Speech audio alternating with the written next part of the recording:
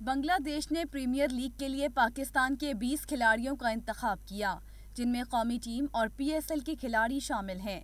Chairman PCB ने बांग्लादेश में खेलने वाले खिलाड़ियों को प्रीमियर लीग फौरी छोड़कर पाकिस्तान वापस आने का कहा है, मगर ऐसा क्यों किया?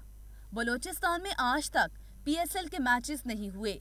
नजम सेठी ने अपने गुज़श्ता दौर में कोयटा में मैचेस कराने की बहुत कोशिश की, लेकिन वो कामयाब नहीं हो सके।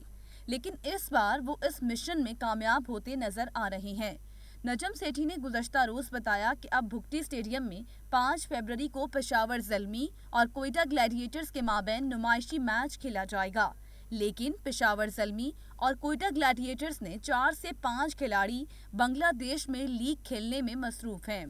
नजम सेठी ने जब उन्हें वापस आकर नुमाइशी मैच में शिरकत का कहा तो उन्होंने मुआज़रत कर ली, जिसके बाद अब चेयरमैन पीसीबी ने सख्ती से खिलाड़ियों को वापस आने का कहा है और उन्हें वापसी का अल्टीमेटम देते हुए कहा है कि हमने तमाम खिलाड़ियों की मुआज़रत की दरख्वास्त मुस्तरद कर दी है। सबको मुल्क की खातिर गैर मुल्की लीग छोड़कर वापस आना पड़ेगा।